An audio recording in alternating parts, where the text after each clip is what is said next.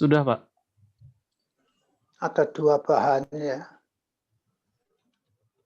Bahan satu itu PPT apa? PowerPoint. Bahan dua allowable stress. Ferromaterial ya. Nah, sebelum kita masuk pada bahasan ini, kita coba untuk memulai dulu ini, saya kira dari yang PowerPoint ya. Ini kita akan overlap dengan pelajarannya Butun dulu.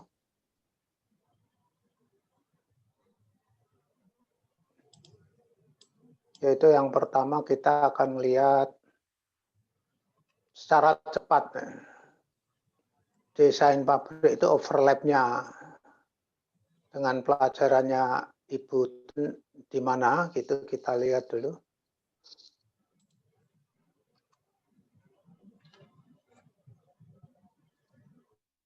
Ini yuk semua bisa ngelihat anunya apa? Yuk keluarkan. Mungkin di share screen saja, Pak. Yes, coba yuk anu aja. Oh iya, dari saya ya, Pak. Mas Karma bisa bantu untuk share screen ya? Monggo, Iya, Bu, monggo. siap, Bu. Oke, saya allow untuk share screen. Iya, monggo, monggo.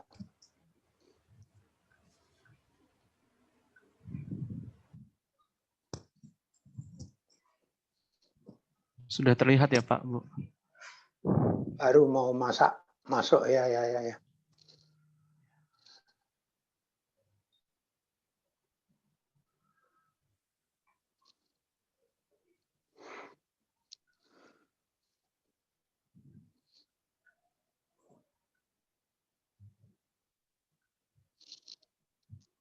Jadi nanti selain desain pabrik ini akan membicarakan material of construction, equipment sizing, sama kita lihat juga nanti ekonomik. Karena ekonomik ini tidak akan bisa dilaksanakan oleh siapapun, walaupun ahli ekonomi.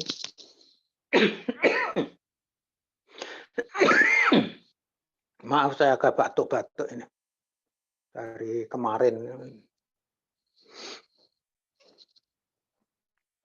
Nah, kita lihat slide pertamanya itu, siklus pendirian pabrik itu, bahwa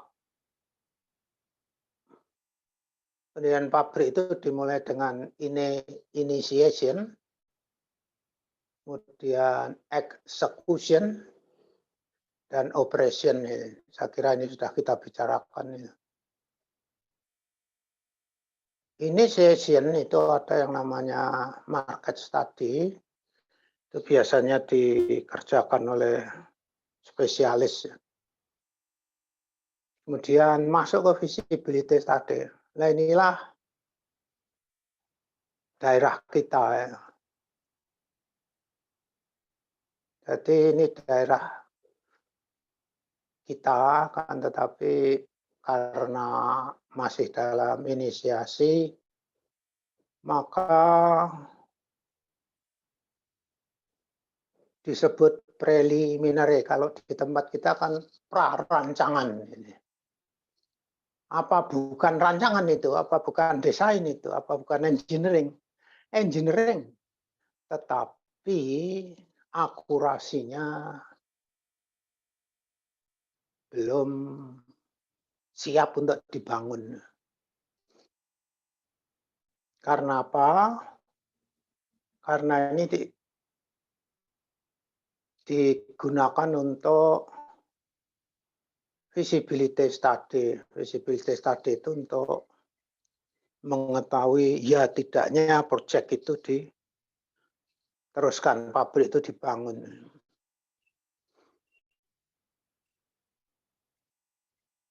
Ya, kalau kita lihat ini itu mengapa di preliminary kok sudah hanya preliminary, karena kalau detail engineering biayanya sangat besar. Artinya apa? Bahwa feasibility study itu hanya untuk memutuskan ya tidaknya proyek dilaksanakan, bukan untuk konstruksi. Kita, proses engineer, itu terlibat di situ dan dikerjakan oleh proses sendiri. Jadi orang proses harus bisa melaksanakan preliminary engineering atau prarancangan. Sekali lagi, prarancangan itu bukan sesuatu yang menyimpang gitu, tetapi hanya akurasi saja. Kalau kita lihat slide keduanya ya, pindah bawahnya ini. Nah, ketika kita lihat di bawah ini, sebetulnya kalau merahnya kita hilangkan, itu ternyata pekerjaan untuk membuat engineering proses atau katakan siap konstruksi, itu pekerjaan besar, dikeroyok sama engineer lain. Maka di situ ada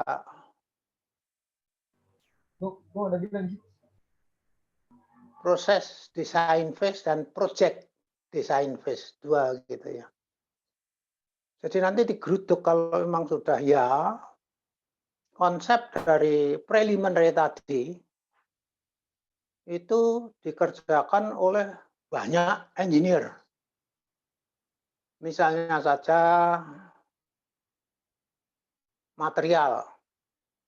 Preliminary engineering sudah memilih material. Akan tetapi nanti begitu mau dilaksanakan, datanglah orang spesialis material.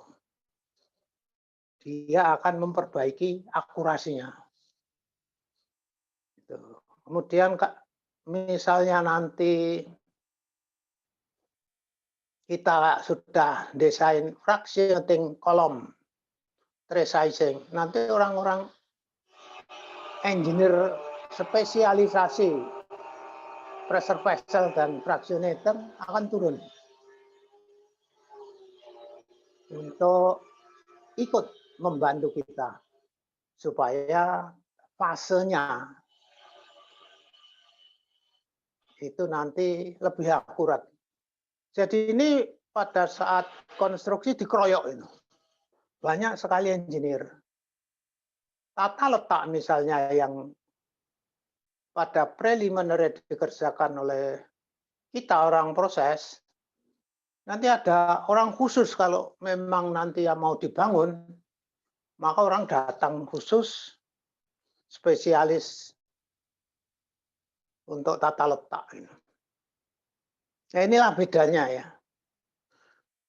Hasilnya sama-sama nanti sebetulnya proses engineering flow diagram yang dipackage menjadi schedule A. Jadi nanti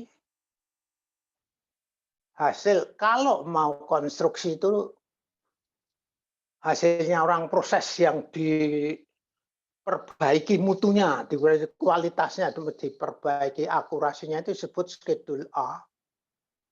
Nah itu siap untuk dilelangkan, untuk dikonstruksi. Itu yang pertama. Yang kedua, hendaknya dilihat bahwa ada beda antara proses engineering dengan spesialis engineer ya. Proses engineering itu sizing sama kondisi proses. Misalnya tangki, kita hanya ukuran tangki, tebel, bahan, itu ya, dan jumlah. Kita tidak masuk pada fondasi misalnya. Itu sudah di luar disiplin orang proses. Karena kalau kita ingin semua kita kuasai, sekolahnya aja berapa tahun gitu nanti nggak selesai-selesai. Ada spesialisasi sendiri. Oleh karena itu disebut proses engineering, lingkupnya adalah seperti yang tertera ini. Pada saat preliminary, seluruhnya dikerjakan oleh orang proses. Akurasi, kemudian dikeroyok dengan engineer lain. Oke, terus slide ketiga. Apapun juga definisi proyek sudah harus pasti karena itulah desain basis seluruh rangkaian proses maupun peralatan. Desain basis itu dipilih atau ditentukan oleh pemilik berdasarkan market studi dan kondisi lingkungan. Jadi kalau mau bikin pabrik, misalnya reformer ya kapasitas berapa? Nah itu dilihat dari studi pasarnya itu. Kemudian desain basis suhu dan tekanan udara sekeliling serta data utilitas. Utility ini apa itu? Bisa air, bisa udara, bisa steam, bisa listrik gitu ya. Kapasitasnya dasarnya adalah umpan atau produk bisa saja kita anukan. Kemudian di situ harus disebut juga hari kerja efektif berapa. Rata-rata 330. Ngapa 330? Karena pada umumnya setiap 3 tahun atau 4 tahun pabrik stop. Nah, stopnya ini berapa hari? Nah, itu menentukan ini dikurangkan rata-rata. Harusnya kan 3 hari. Kadang-kadang juga pabrik stop karena berbagai sebab. Jadi ini berhubungan dengan keandalan ya. Kemudian umpan, komposisi umpan, batasan kontaminan, produk, dan lain-lainnya. Ini menjadi awal dari desain peralatan kita. Terus, nah kita setelah itu milih proses itu. Ada beberapa pertanyaan tentang proses ini. Apakah kita pilih, apa kita desain sendiri, apa kita minta yang punya lisensi. Saya pernah ikut di salah satu desain untuk timah ya. Itu PT Timah itu mau mengekstraksi apa itu aspal alam di Buton sana. Celakanya itu belum ada yang proses yang ada gitu. Jadi kalau kita mau bangun ini proses baru, buat sendiri flow diagramnya. Tetapi banyak juga proses yang tinggal make karena sudah ada yang punya. Lisensor itu punya. Celakanya kalau kita pakai lisensor, seumur-umur kita tergantung pada dia. Misalnya catalytic cracking, fluidized cracking dari UP gitu ya. Nah, kita itu seumur-umur terikat pada dia bayar royalti. Jadi IOP-nya ongkang-ongkang dapat duit terus. Ini barangkali bedanya Cina dengan Indonesia ya. Cina itu beli satu pabrik yang sudah license. Pabrik ini digunakan sebagai pilot plant. Jadi dia untuk membuat lisensi sendiri gitu. Jadi lisensi itu dibuat oleh yang punya lisensi itu pakai pilot plant gitu. Terus akhirnya memberikan hasil kayak begitu.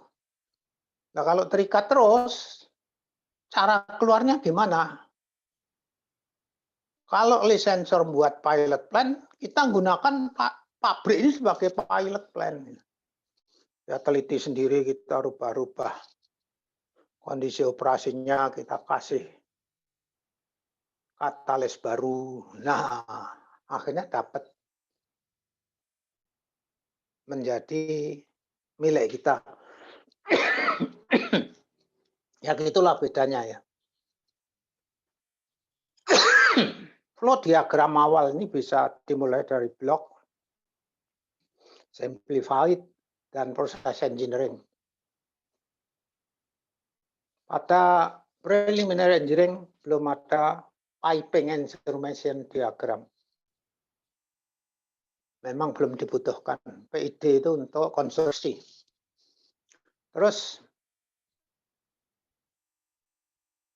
nah dalam skema aliran proses ada peralatan-peralatan yang digunakan. Jadi Anda milih proses, mesti melewati peralatan-peralatan. Peralatan harus dirancang ukurannya dan spesifikasinya agar dapat dimanfaatkan untuk tujuan konstruksi operasi maupun pemeliharaan. Di samping itu perkiraan harga. Ya. Tidak ada orang yang bisa menghitung investasi kecuali orang proses. Maka orang proses ini menjadi front end, disebut front end engineering. Jadi walaupun nanti kita kan juga ada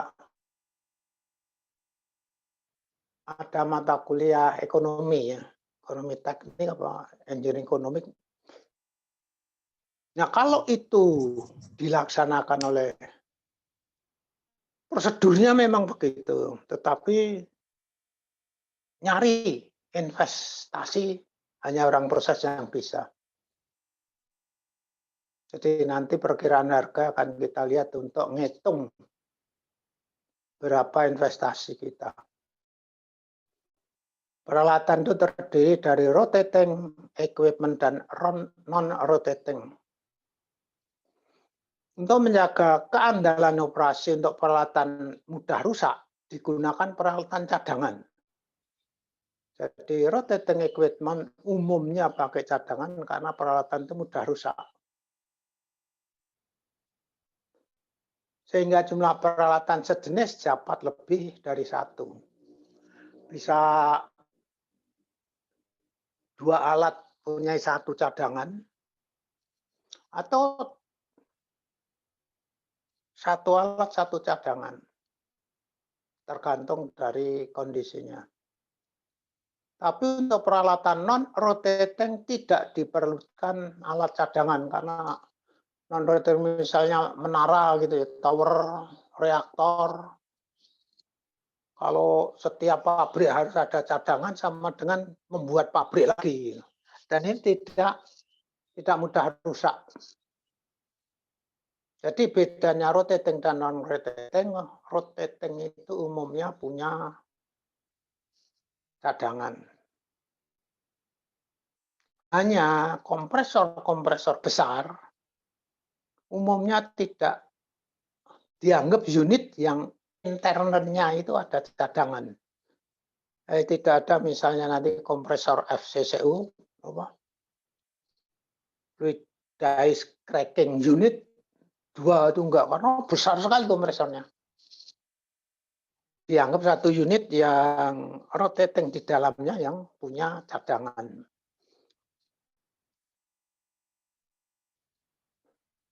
Oke, kita lanjutkan. Kalau kalian ada pertanyaan ya.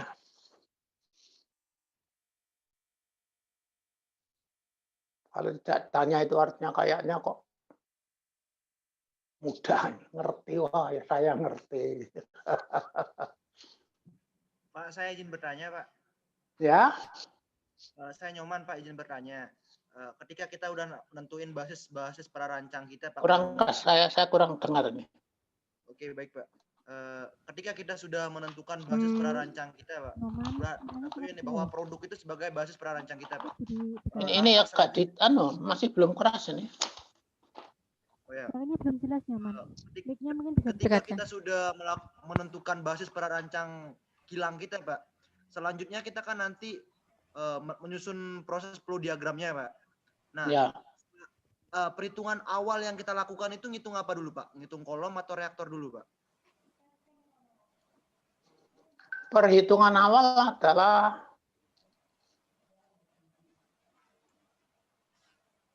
Anda harus ngerti produknya. Sebetulnya produknya itu kira-kira berapa ini.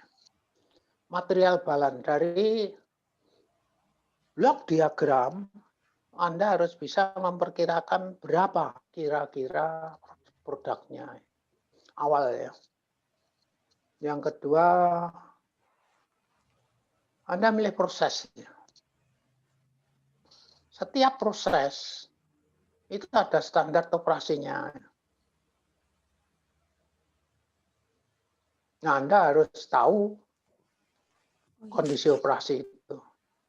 Jadi pertama-tama sebetulnya dari blok diagram itu Anda harus bisa memberikan gambaran material balance.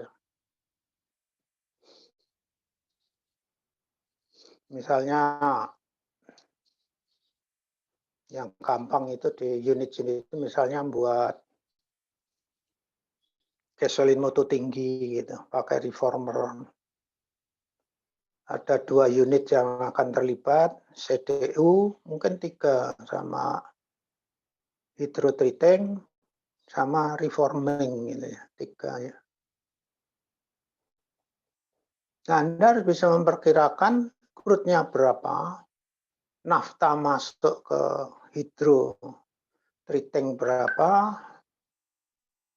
nafta keluar dari reforming perkiraannya berapa.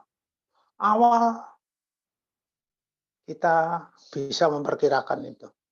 Dari mana? Ya dari data-data umpan. Crude itu ada komponennya berapa. Crude AC. Kalau gas pakai karakteristik umpan. Kira-kira LPG berapa sih? C1, C2-nya berapa sih? Jadi gitu ya. Dari blok diagram dulu Anda keluar material balan. Dari material balan, Anda nyoba proses apa yang akan dilalui. Nah, ini memang butuh ilmu proses. Anda tidak pernah mendapat ilmu proses, terpaksa nyari-nyari.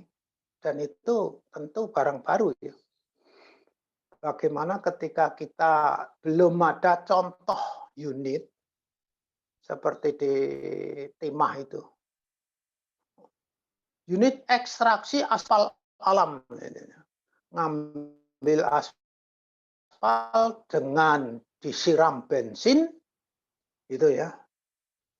Aspalnya masuk bensin, tanahnya jadi dipisahkan, bisa pisah dari tanah.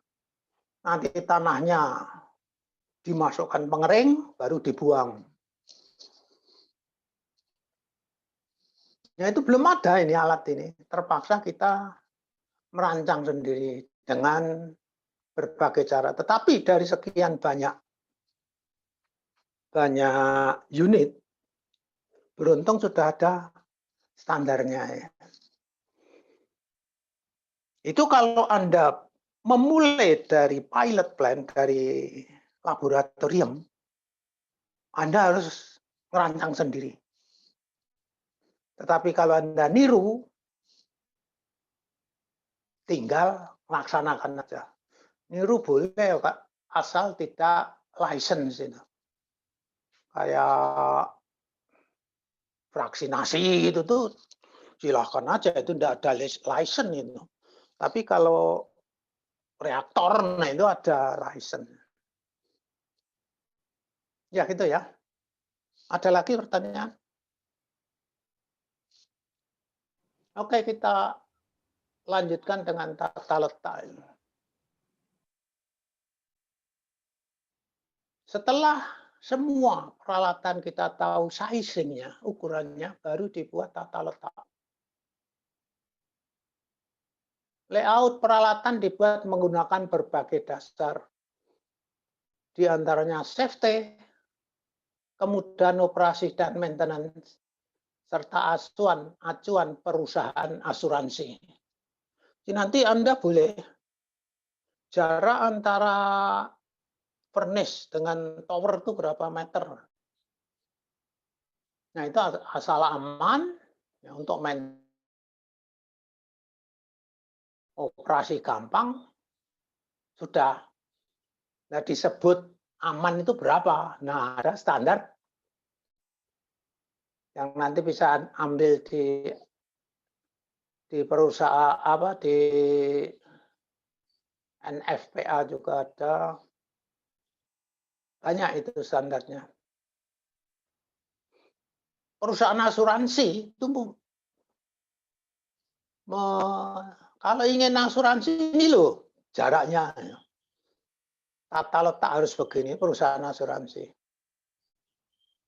Nah biasanya kita akan memenuhi perusahaan asuransi supaya pabrik kita dapat asuransi.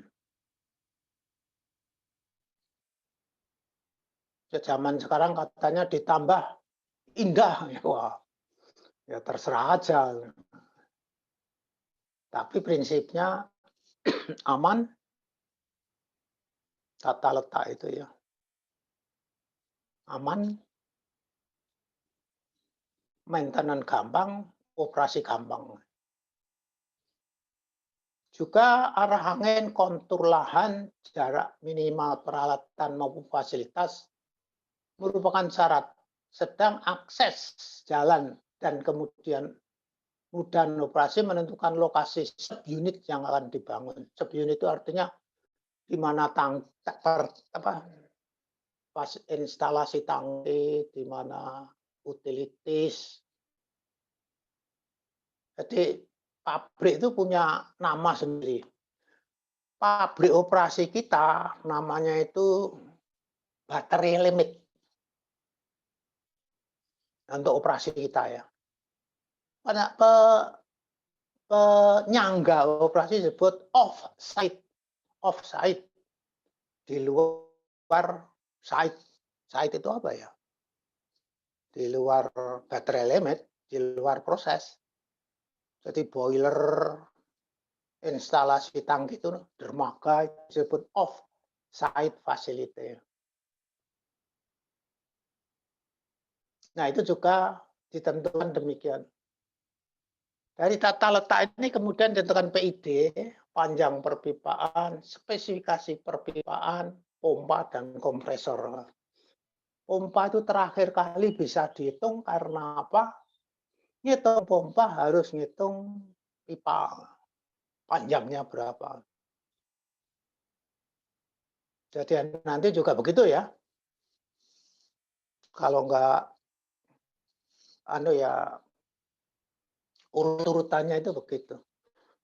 Pipa, pompa, kompresor menjadi terakhir setelah. Nah ini terus dari tata letak turun. Inilah kira-kira jarak ya.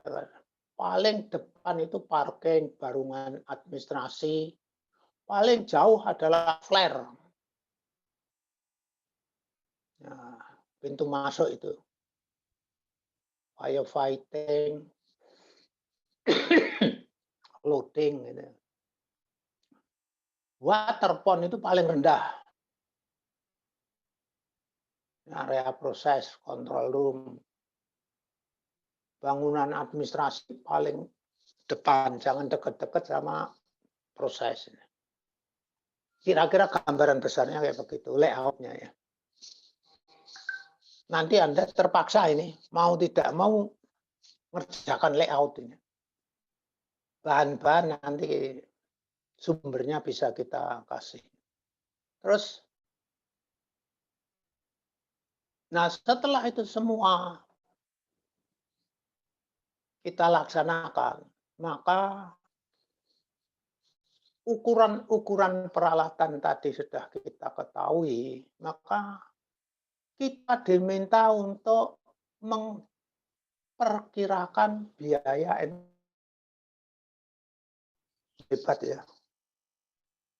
Anda itu harus ngerti, pabrik ini kalau saya bangun berapa sih kira-kira? Kok bisa? Ya ini, ilmunya kan di sini gitu ya.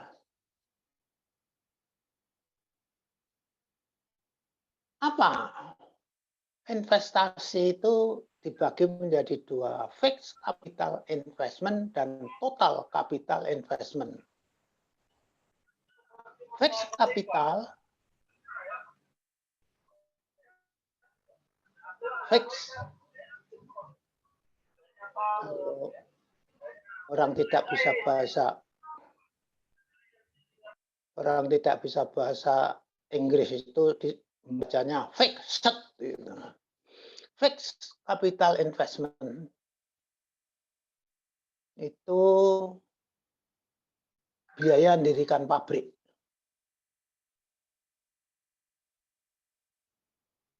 Masih ditambah working capital, yaitu orang kalau mau mendirikan pabrik jangan hanya punya duit untuk mendirikan pabrik, tetapi pada awalnya sudah punya duit untuk mengangkat pegawai dan menggaji.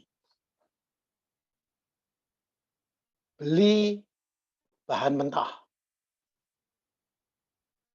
Beli misalnya peralatan-peralatan atau fasilitas penunjang. Nah, itu disebut working capital. Ya. Maka total capital adalah fixed capital ditambah working capital. Anda harus bisa menghitung ini.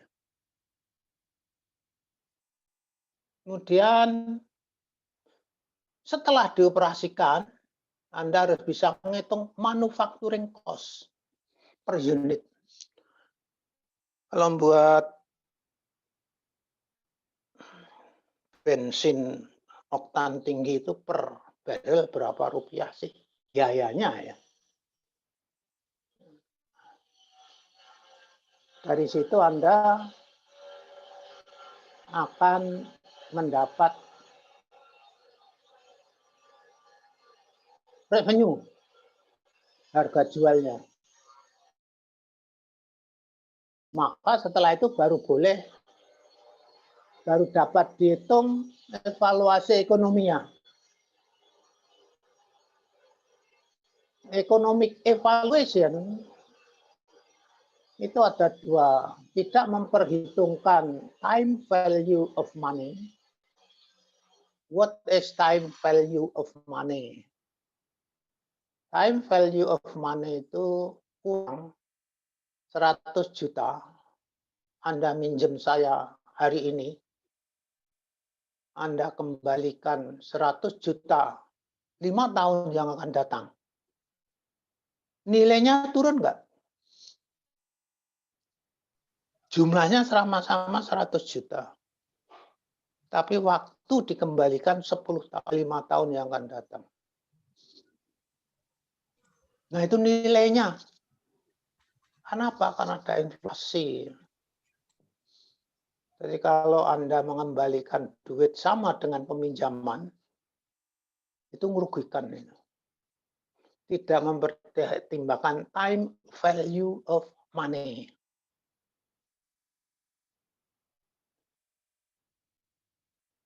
Itu payback period, rate of return on investment, ROI. Payback period sama mempertimbangkan value of money, time value of money, itu ada IRR, internal atau ada interest rate of return, net present value, profitability index, dan seterusnya.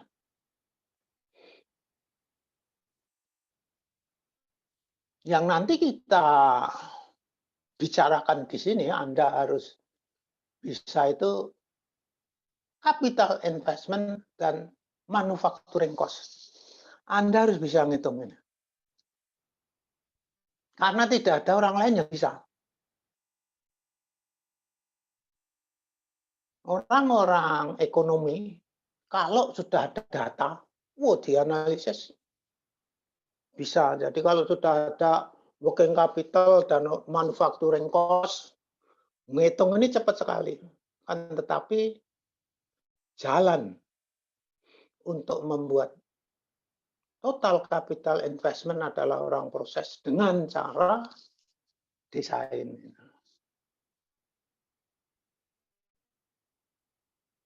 Operasi unit manufacturing cost yang bisa memperkirakan, karena di situ ada unsur tenaga kerja. Satu unit itu berapa orang sih butuhnya tenaga kerja?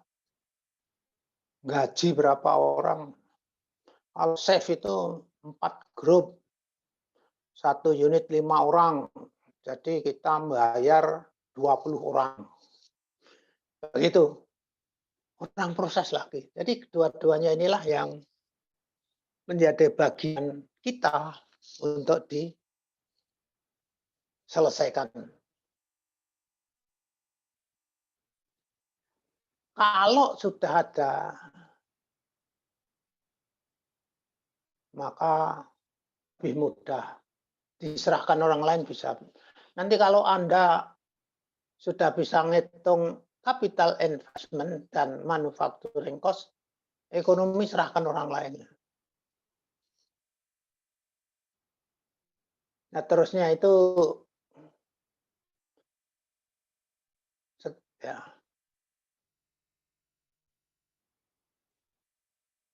Nah, layak tidaknya suatu pabrik itu jadi profit itu adalah penghasilan dikurangi dengan biaya operasi. Nah, setelah itu baru dihitung ROI, payback period, IRR, net present value, dan lain-lainnya.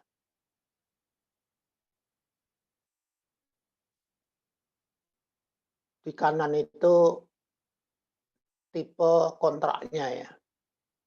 Kita akan memberikan kontrak kepada pabrik itu dibangun mesti menggunakan kontraktor. Pemilik tidak ahli dalam bangun. Ada lembaga membangun. Itu para kontraktor.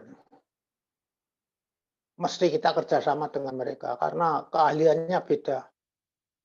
Orang operasi itu menjalankan unit yang ada, orang proyek itu menyediakan unitnya. Oke, kita teruskan.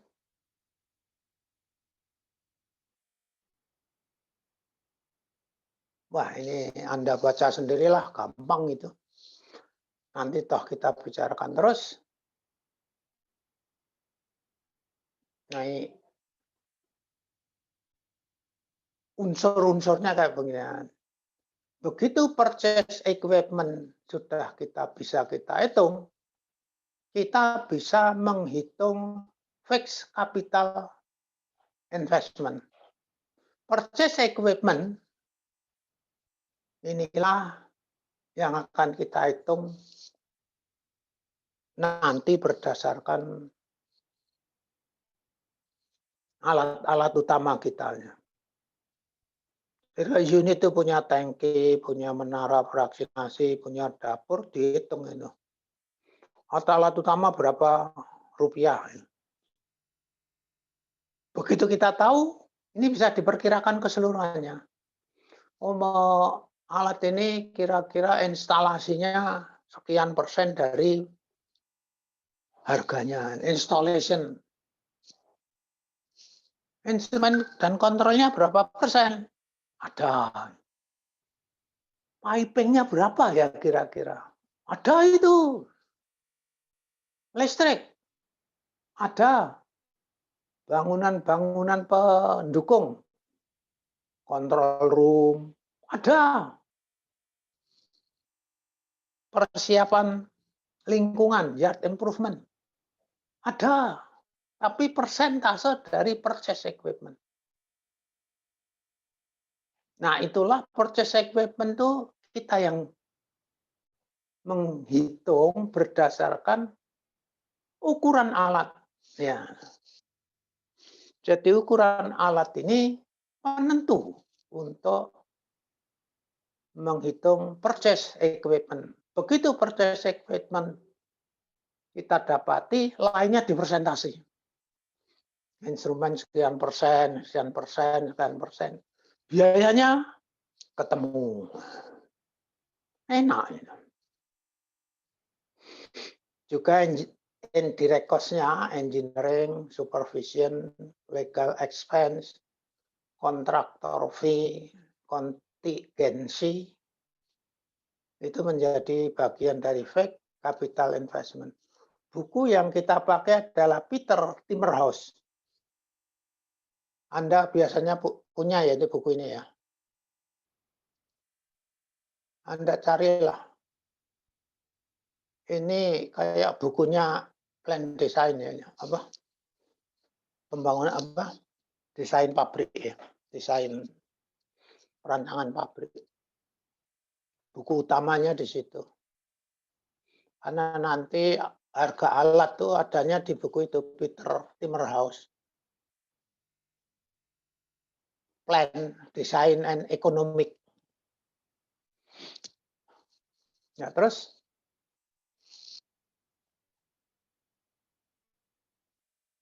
nah ini kira-kira persentasenya kayak begitu.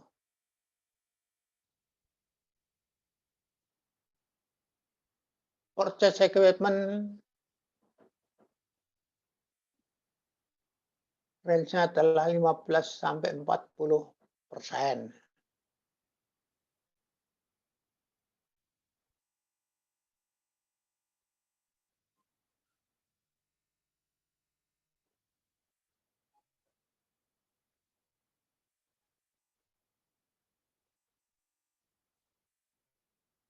Ya itu nanti Anda bisa ngitungin ini.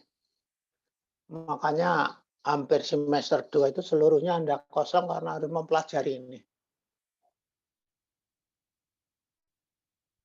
Karena Anda harus bisa ngitung. Kita anukan, kita terusin. Ini Kak, nanti Anda kerjakan soalnya.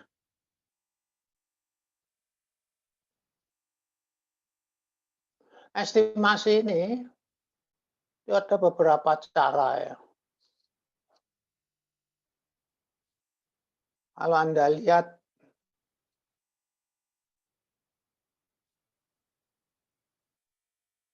ada 5 kategori memperkirakan biaya dari satu pabrik, mendirikan pabrik. Terus,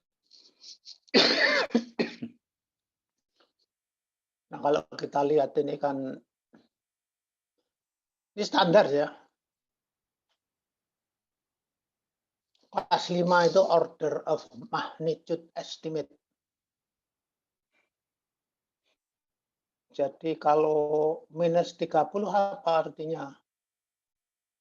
Kalau kenyataannya 100 tuh bisa estimasi itu minus 30, 70% dari itu. Atau 150%. Range-nya itu 70 sampai 150%.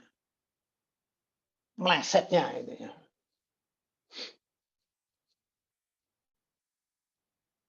Kemudian yang kedua, kelas 4 itu namanya studi estimate. Nah, studi estimate ini Anda ini ngitung tadi. Itu termasuk dalam kelompok studi estimate.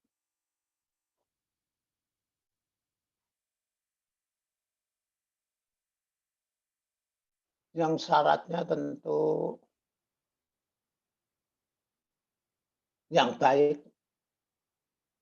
itu minus 20 sampai plus 20. Ketidakakurasiannya kira-kira 40%.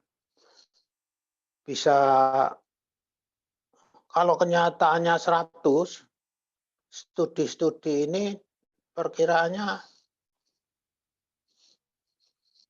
bisa 80, bisa 120.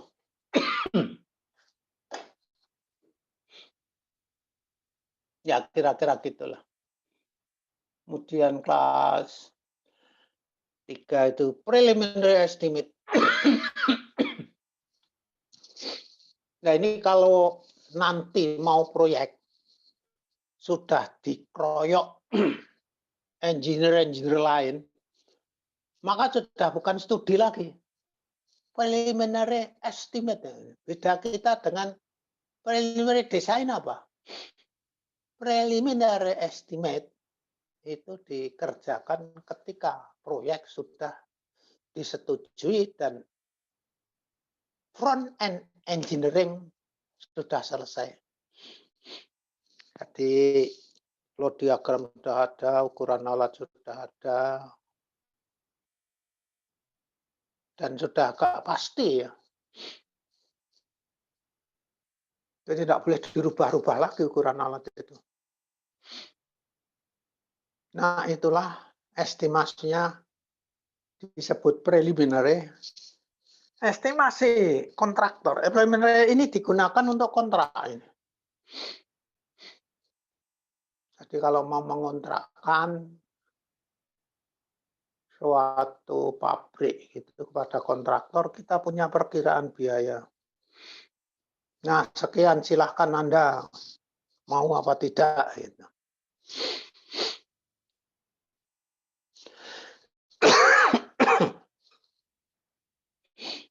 Nah, kalau kontraktor sudah ngerjakan itu ada definitive estimate.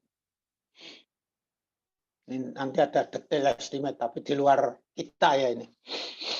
Saya hanya mengatakan bahwa ternyata tidak tepat pun ada standarnya. Jadi kita membuat perkiraan biaya itu ternyata dibolehkan, ada standarnya. Kok nggak pas? Nah, memang preliminary. Nanti akan dilanjutkan lagi kalau engineering-nya sudah tambah maju.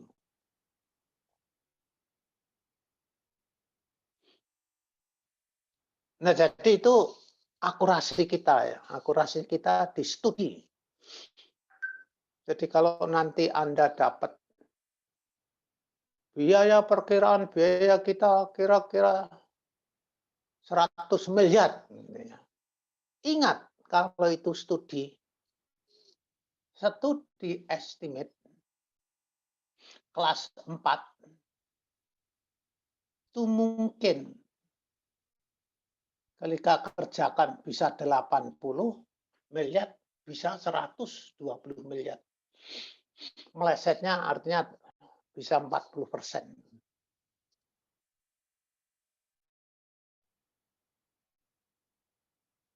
Jadi ini yang disebut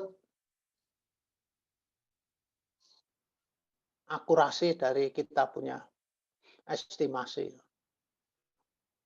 Kayak Anda kalau misalnya pertama kali ke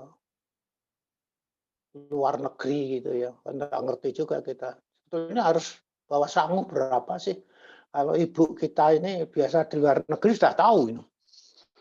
Lebih akurat itu. Tapi kalau kita yang jarang atau belum itu ya terpaksa cari-cari estimasi. Nah, estimasi ini bisa akurat, bisa tidak. Kalau jauh sekali namanya bukan estimasi, tapi ngawur gitu ya. Sama aja dengan ini, kalau terlampau ngawur artinya jauh sekali. Kita nanti studi estimate kita dasarnya harga dari buku. Tetapi kalau visibility study yang sungguh-sungguh nanti Anda di perusahaan engineering, itu data harga dari vendor, sudah dari pasar. Pressure vessel segini, tanya kepada pembuat pressure vessel, saya mau buat segini berapa? Oh, harganya sekian. Sekarang itu nanti Anda itu harganya dilihat di buku. Bukunya tahun 2002. Sekarang tahun 2020. Pembangunan tahun 2024. Nah, gimana akurasinya ini? Nah, itulah masalah yang nanti harus Anda pecahkan. Terus, ini tipe akurasi ya. Jadi prinsipnya kalau ada perkiraan sama dengan kenyataan itu bohong-bohongan. Namanya estimasi mesti tidak pas. Terus, nah kita sekarang, nah tugas kita adalah masuk ke equipment sizing.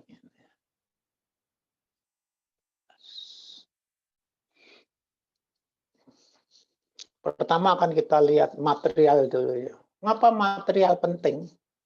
Anda lihat kita selalu harus sizing itu harus ngitung tebal alatnya. Tebal alat itu ternyata rumusnya beda-beda. Walaupun untuk silindris maupun spherical berbentuk bola atau silindris itu aslinya itu hanya PD per 2E gitu ya, 2S gitu. Itu ya.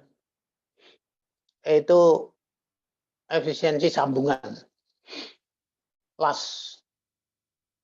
sambungan itu kekuatannya dengan aslinya berapa persen. Kalau E-nya 1 artinya sama kekuatannya dengan. Tapi ternyata dengan dari rumus namanya PD per 2S. E-nya ini kan ngurangi kekuatan karena sambungan. Ketika diterapkan untuk pressure vessel, beda untuk tangki, beda untuk pipa. Pipa pun ada pipa proses ANSI B313, transformasi minyak ANSI atau ASME B314, beda untuk pipa gas ANSI B318.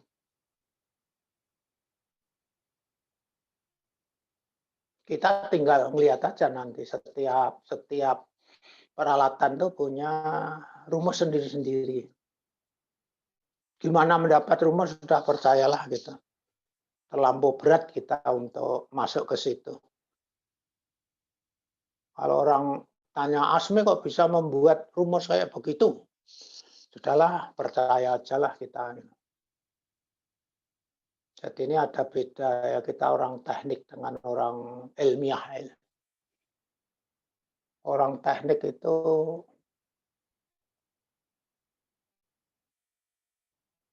menggunakan analogi, menggunakan contoh-contoh.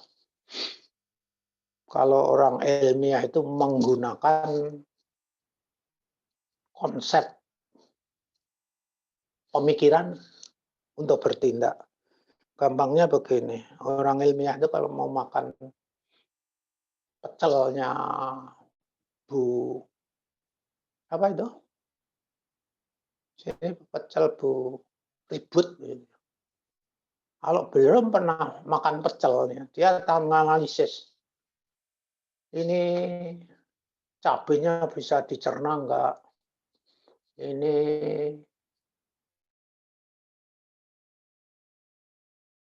daunnya bisa dicerna enggak, kalau ngambil kerupuknya bisa dicerna enggak. Setelah dianalisis baru oh aman makan gitu.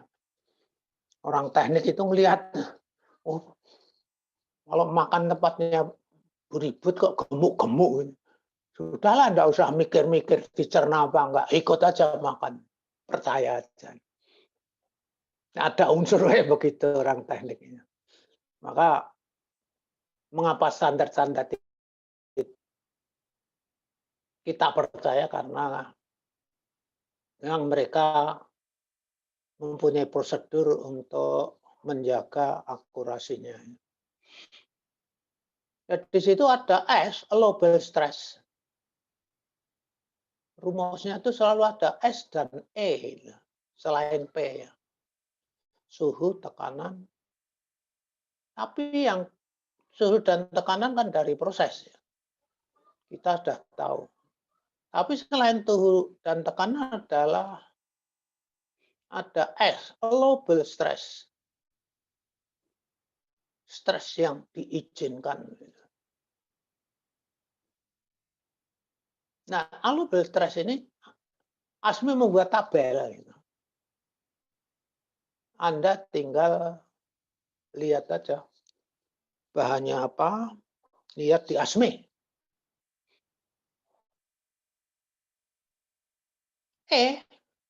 Efisiensi sambungan, las. Dengan teknologi sekarang hampir semua sudah bisa menjamin E-nya 1. Dulu E itu bisa 0,6. Tapi sekarang bisa 1. Jadi unsur-unsur perhitungan sizing, pertama ketebalan, itu dipengaruhi oleh allowable stress. Allowable dipengaruhi oleh bahan. Bahan apa? Bisa baja, bisa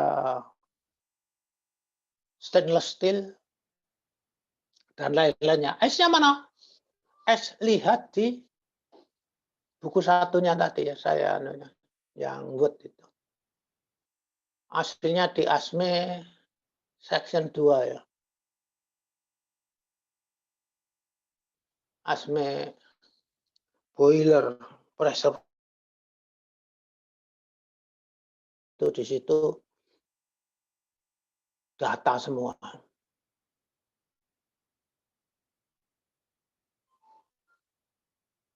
Kalau S tinggi, apa artinya? Tipis. Kalau S rendah, artinya tebal. Reaktor-reaktor dengan suhu tinggi, tebal-tebal sekali. Nanti di petrokimia, reaktor amonia itu sangat tebal. Karena apa? Karena suhu tinggi. S turun. Maka ketebalan jadi tinggi. Selain S dan E, ada C, corrosion allowance, imbuhan korosi. Di Indonesia kan dengan imbuhan. Kalau zaman saya kecil dulu beli 10 bungkus itu dikasih imbuhan 1. Zaman sekarang nggak ngerti namanya apa. Nah ini corrosion allowance itu ditambahkan sesuai umur, perkiraan umur alat. di industri migas, alat-alat stasioner itu harus tahan 20 tahun. Stasioner ya. Semi stasioner, misalnya cup HE gitu. 5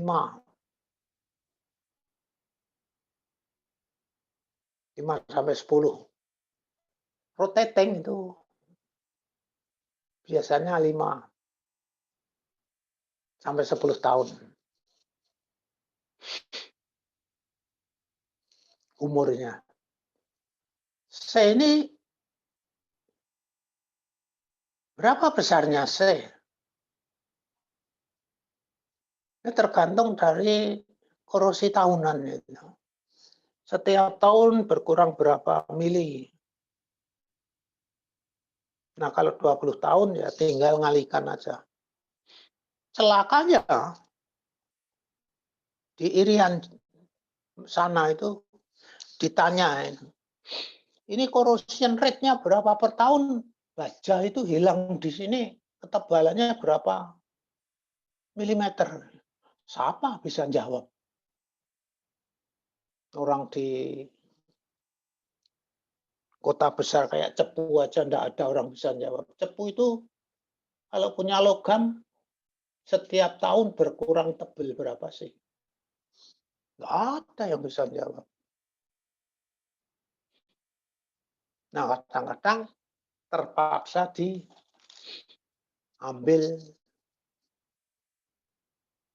asumsi itu. Namanya asumsi bisa salah, bisa tidak. Akibatnya apa? Ada unit yang harusnya 20 tahun sudah rusak, bisa mencapai 100 tahun kayak unit Cepu ini. Hilang Cepu ini sudah hampir 100 tahun itu. Ya itu ketebelan dulu desainnya. Corrosion allowance. Makin tebal makin mahal. Oleh karena itu ada syarat corrosion allowance berapa. Nah ini tebal, sekali lagi tebal. Berapa tebal tangki? Pakailah API 650. Nah, ada SD, ada ST nanti ya. Ada H tinggi. Nah, kita bisa ngitung ketebalan. Ya nanti tentu sebagaimana seluruh pelajaran kita, selama Anda tidak aktif mengerjakan, Anda tidak akan bisa. Jadi gampangnya saya ngomong 1 jam, Anda itu kerja 2 jam. Jadi kalau tidak demikian Anda berat itu nggak akan bisa. Atau kalau Anda misalnya malas mengerjakan, ya tidak bisa. Syaratnya adalah Anda harus mengerjakan sendiri apa-apa yang kita bicarakan ini. Jadi semua alat ketebalan dikembalikan kepada standar code yang dipakai. Rumus ilmiahnya sama PD per 2S, tetapi pada kenyataannya tidak sama rumusnya.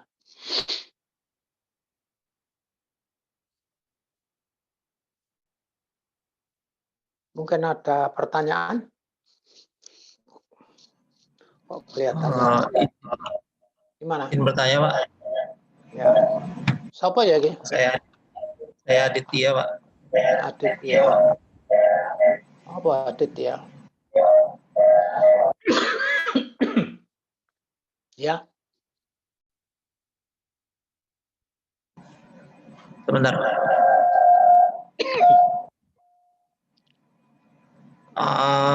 Pak, saya ingin bertanya masalah yang di ANSI B318 ini, Pak. F-nya itu apa ya, Pak? Ya nanti Anda cari di sana. Gitu ya. Oh,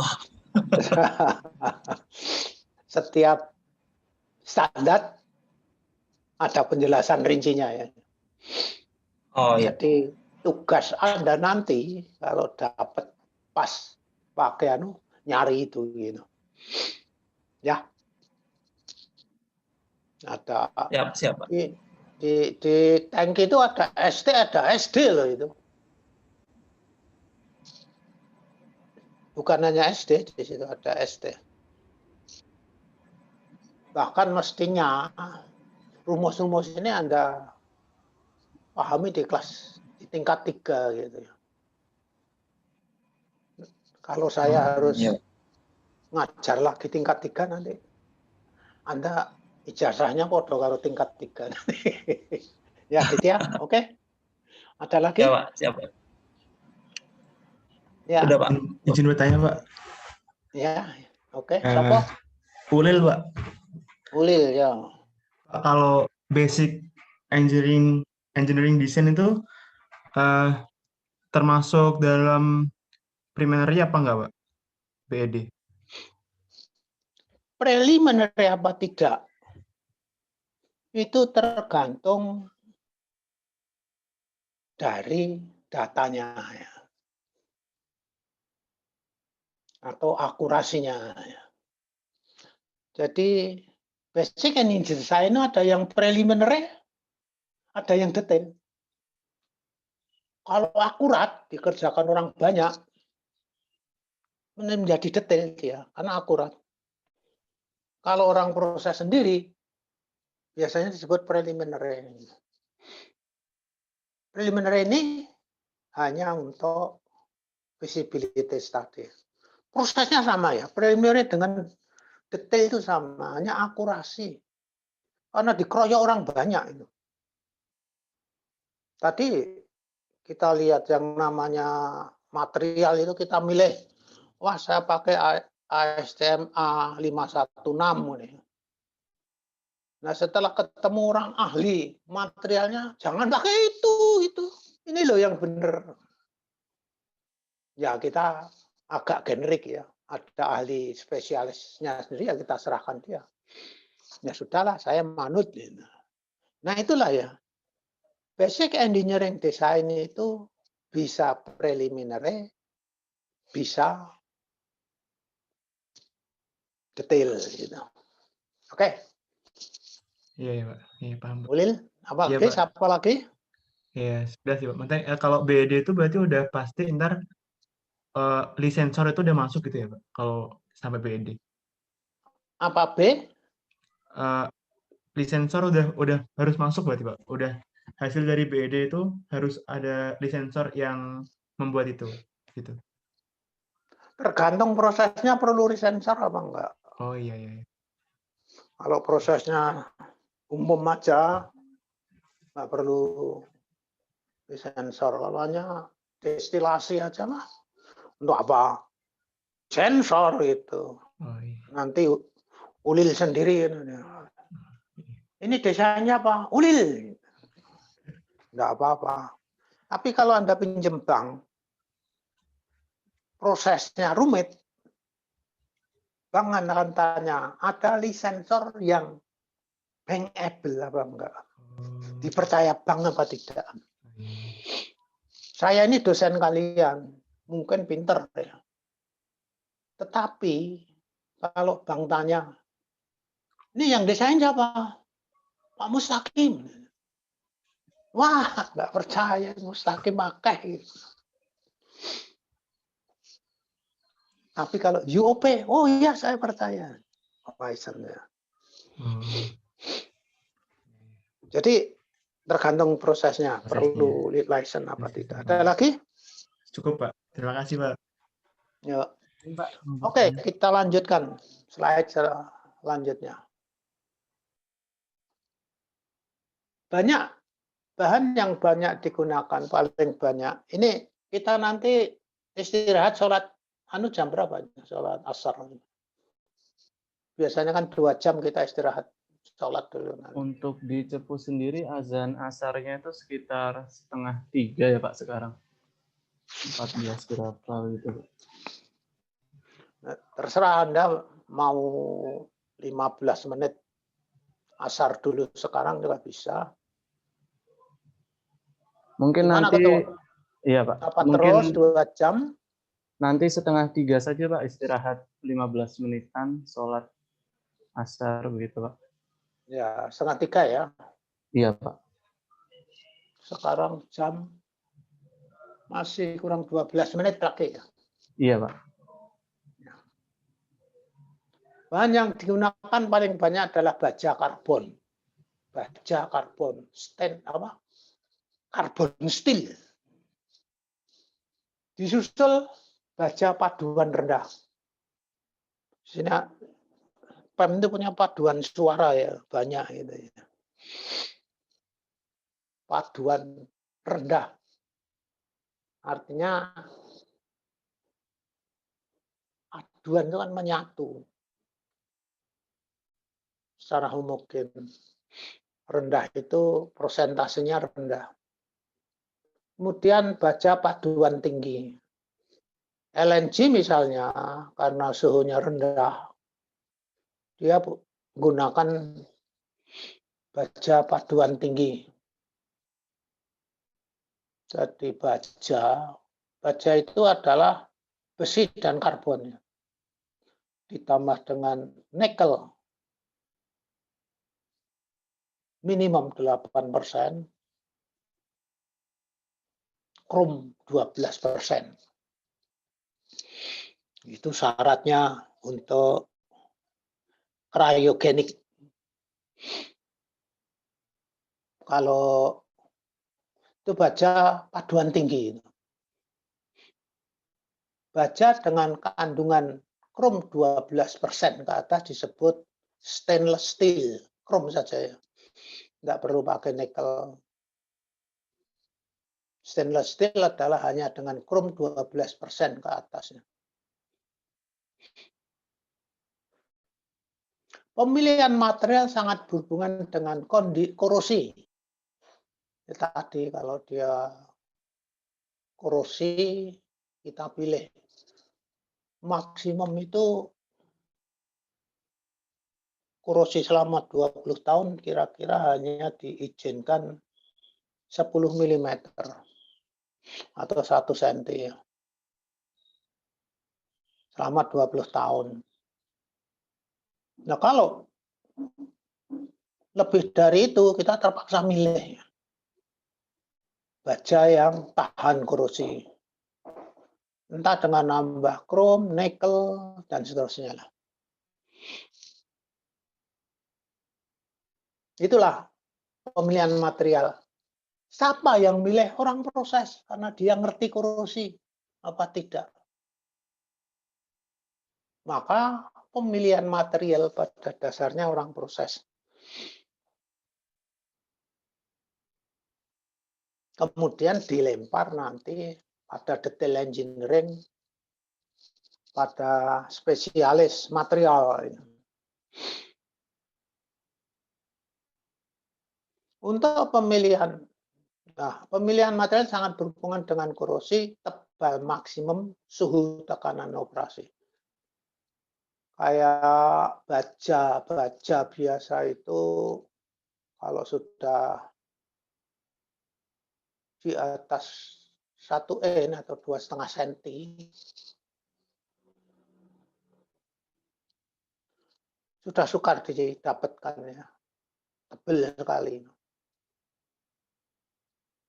Jadi hanya peralatan sangat tebal. Kalau pakai baja karbon dikurangi tebalnya dengan apa? Dengan baja yang lebih kuat, yaitu baja-baja paduan. Kualitas baja ditunjukkan dalam spesifikasi terhimpun dari ASME Section 2. Anda lihat di web yang saya kirim nanti ya, setelah istirahat. Di situ Anda lihat jenis-jenis material, ferromaterial. Kalau materialnya bukan besi, Anda nanti lihat ASME section 2. Bukunya ada itu. Oke, terus. Nah, apa sasaran equipment sizing? Untuk melengkapi data flow diagram proses menjadi proses engineering flow diagram atau engineering flow diagram. Kadang-kadang disebut proses engineering flow diagram, ada yang engineering. Yaitu suatu diagram yang di dalamnya sudah ada ukuran-ukuran alat. Yang kedua, untuk melakukan estimasi biaya investasi. Anda harus tahu ukurannya supaya kita bisa ngitung harganya.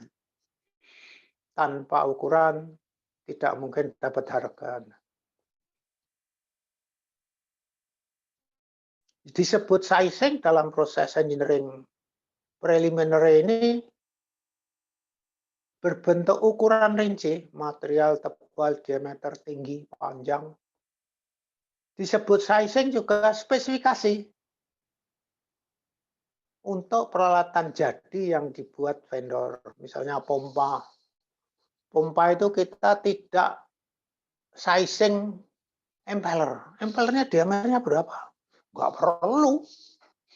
Kita orang proses, spesifikasi aja. Pompa nanti harus tekanannya sekian, kapasitas sekian, NPSH sekian, suction specific speed sekian. Itu. Mengapa? Itu urusannya orang mechanical. Pompa dan itu. Kita ngoperasikan. Nanti di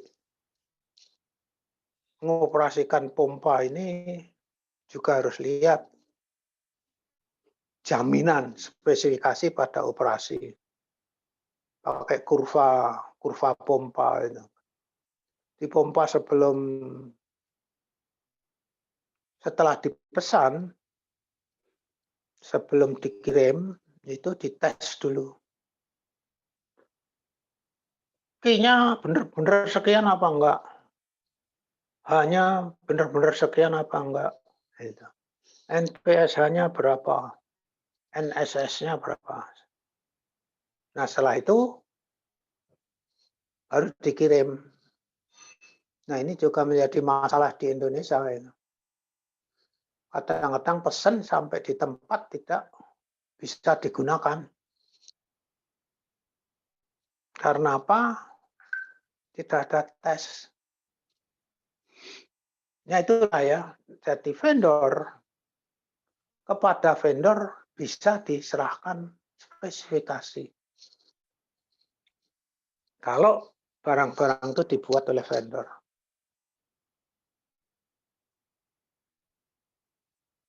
Jadi itu artinya untuk pompa kita tidak perlu diameter impeller, casing, tapi memberi spesifikasi KH, NPSH, NSS, dan lain-lain.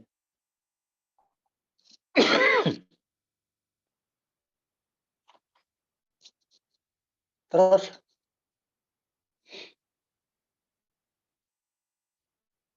ini bawahnya dulu, keliru urutan ini. Untuk tangki bagaimana? Sizing tangki. Tangki disebut sizing kalau kita tahu ukuran, diameter, tinggi, tebal.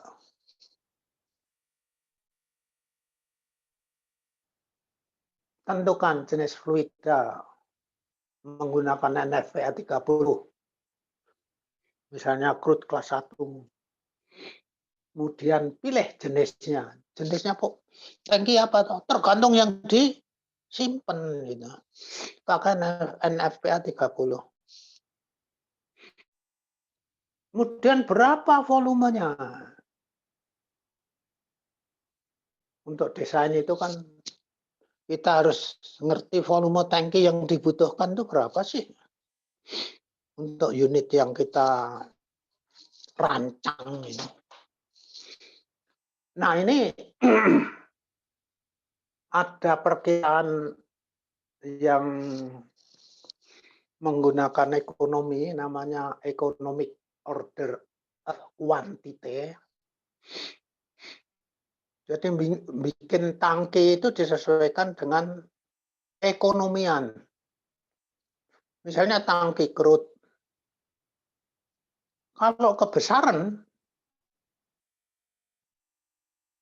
maka kita memenuhi tangki sendiri biayanya mahal. Artinya tangki itu ketika kita beli barang, beli crude, harus disimpan di situ. Terlampau banyak, berlebihan, mahal itu. Mahal crude-nya, mahal tangkinya. Kalau sedikit apa?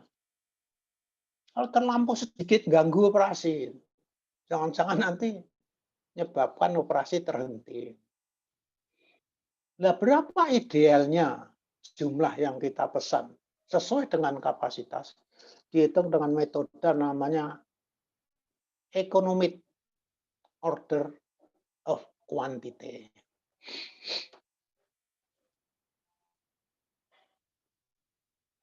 Nanti Anda nyari itu juga bisa. Akan tetapi ada juga yang menggunakan keamanan operasionalnya. Jadi kalau pakai kapal, itu berapa kali kapal itu harus, berapa hari pulang balik itu. Namanya RTD. RTD itu. Round trip D. Pulang balik berapa hari. Pakai RTD. Nah gitu ya, volume itu bisa Anda. Kalau disuplai pakai pipa itu paling enak gitu. Karena apa? Bisa tangkinya sedikit. Kan rutin ini.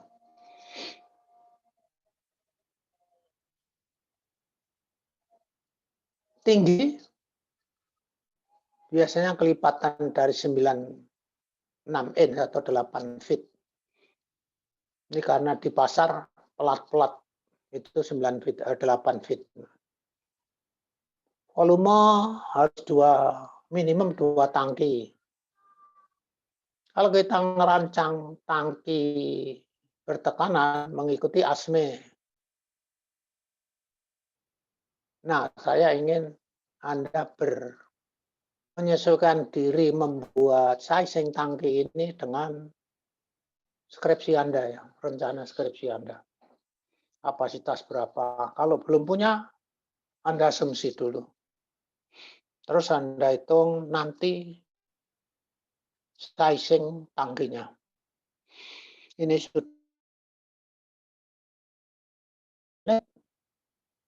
untuk kita lanjutkan jam 3:15. Iya, Pak. Oke, silahkan.